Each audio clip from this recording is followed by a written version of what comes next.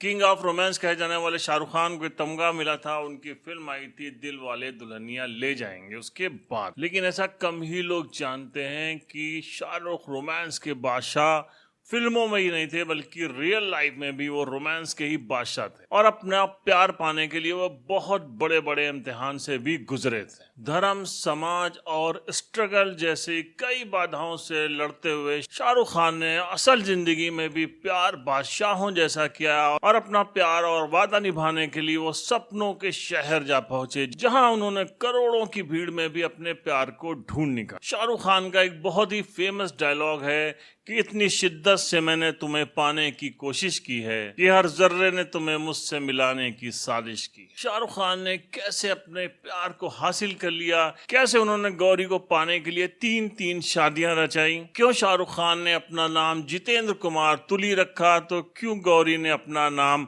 आयशा रखा। आज की हमारी स्टोरी में यही खास। मैं हूं परवेज अहमद, आप देख रहे हैं रील की रियल स्टोरी। अभिवादन स्वीकार हो। ये बात उन दिनों की है जब Shahrukh Khan saint Columba's school से पास आउट होके हंसराज कॉलेज दिल्ली पहुंचे थे। उनकी दो चाइल्डहुड फ्रेंड हुआ करती थी, एक अमृता सिंह और दूसरी शाहीन।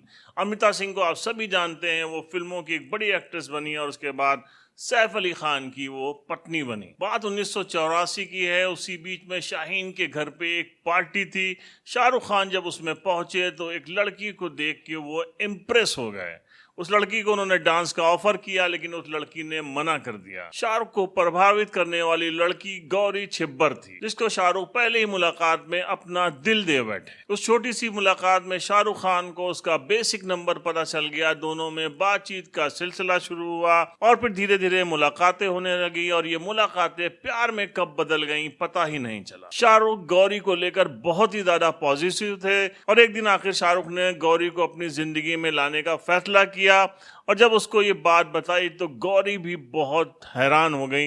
हालांकि तब तक गौरी भी शाहरुख खान के प्यार में पूरी तरीके से पड़ चुकी थी। इन दोनों का फैसला बिल्कुल ही आसान नहीं था। एक आग का दरिया था जिसमें तैर के जाना था। शाहरुख खान एक मुस्लिम परिवार से आते थे, फिर टीवी सीरियल में काम करने के लिए स्ट्रगल कर रहे थे। वहीं दूसरी तरफ गौरी एक पंजाबी हिंदू परिवार से आती थी। गौरी के पिता कर्नल रमेश छिब्बर और माँ को जब इसकी खबर लगी तो वो इस रिश्ते को लेकर बिल्कुल भी तैयार नहीं थी। एक बार गौरी की माँ ने शाहरुख के चलते ही स्लीपिंग पिल्स खा ली, जिससे उनकी तबीयत बहुत ज्यादा बिगड़ गई। जब परिवार में तनाव बढ़ गया तो गौरी ने फैसला किया और एक दिन वो बिना बताए मुंबई चली गई और उन्होंने एक लेटर लिखा जिसमें कहा कि अगर तुम्हारा प्यार सच्चा है तो तुम मुझको ढूंढ लोगे। शाहरुख खान को सिर्फ इतना ही पता था कि वो मुंबई में गई हुई है। शाहरुख बहुत परेशान थे और हर वक्त उदास रहने लगे थे। एक दिन शाहरुख की माँ लतीफ फातिमा ने उनको बुलाया और कहा कि तुम अगर वाकई में गौरी को प्यार करते हो और उसको पाना ही चाहते हो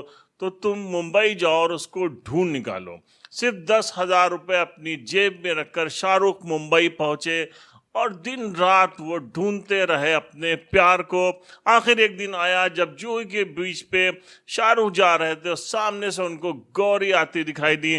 दोनों एक दूसरे को देखकर बिल्कुल एक्साइटेड हो गए। दोनों एक दूसरे से लिपट गए और गौरी भी मान गई कि आखिर शाहरुख ने मुझे ढूंढ निकाला और ये मुझसे सच्चा प्यार करता है। अब शाहरुख खान वहां से लौट के टीवी सीरियल में काम करने लगे थे। उनका सर्कस और फौजी जैसे सीरियल हिट हो चुके थे। शाहरुख खान का एक नाम हो गया था और वो घर घर पहुंच गए थे।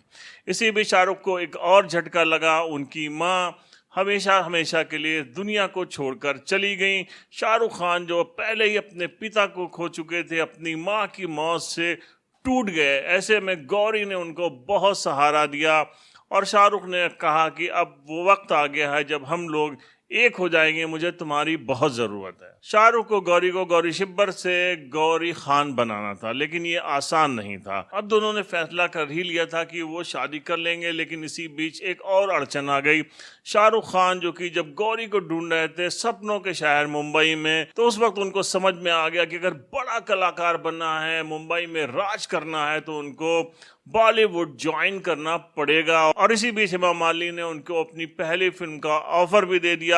शाहरुख की फिल्में शुरू हो चुकी थी, शाहरुख का करियर शुरू हो चुका था, लेकिन शाहरुख इस वक्त भी ओवर पॉजिटिव थे और वो चाहते थे कि फिल्म के साथ साथ वो गौरी को भी अपना बना लें, उनके करियर की शुरुआत के साथ साथ उनकी शादी भी हो जाए। यही बात दोनों ने पहले कोर्ट मैरिज कर ली और उसके बाद दोनों ने निकाह किया। निकाह के दौरान गौरी का नाम आयशा रखा गया। अब गौरी के पेरेंट्स किसी भी तरीके से जब मानने को तैयार नहीं थे, तो उसके बाद दोनों ने तय किया कि वो हिंदू रीत रिवाज के हिसाब से भी शादी करेंगे। शाहरुख खान ने अपना नाम रखा जितेंद्र कुमार तुली। अब जितेंद्र कुमार तुली नाम क्यों रखा शाहरुख खान ने, बड़ा अजीब व गरीब है, लेकिन शाहरुख जो भी करते हैं वो बहुत सोच समझ के करते हैं। दरअसल दादी जो शाहरुख खान की थी वो जितेंद्र को बहुत पसंद करती थी और वो पहले ही कहा करती थी जो तुम्हारा ये बॉडी शेप है वो हिम्मत वाला के जितेंद्र से बहुत मिलता है। तो अपनी दादी को डेडिकेट किया था उन्होंने ये नाम जितेंद्र कुमार, और तुली इसलिए रखा था कि उस जमाने के बहुत फेमस एक्टर हुआ करते थे जुबली कुमार, राजेंद्र कुमार, जिनका निक नेम था तुली। इसलिए इन दोनों ही बड़े एक्टर्स को डेडिकेट करते हुए शाहरुख खान ने अपना नाम रखा था जितेंद्र कुमार तुली। और फिर दोनों ने हिंदू रीति रिवाज के हिसाब से आर मंदिर में भी शादी रचाई। बड़े स्टार द्वारा नाम बदल के अपनी शादी करने का ये पहला ही मामला नहीं था, ऐसे बहुत सारे इंसिडेंट्स हैं। लेकिन इंडस्ट्री की एक और सबसे सफल, सबसे खूबसूरत जोड़ी ने भी यही किया था। जी हाँ, सीता गीता में जब धर्मेंद्र हेमा मालिनी के प्यार में पागल हुए, उस वक्त धर्मेंद्र शादीशुदा थे और उनके कई बच्चे थे। बाद में जब फिल्म शोले हुई उस वक्त तो इन दोनों का प्यार परवान चढ़ चुका था। 1978 में हेमा मालिनी के पिता की अचानक मौत हो गई। धर्मेंद्र ने उस वक्त बहुत ज़्यादा सहारा दिया।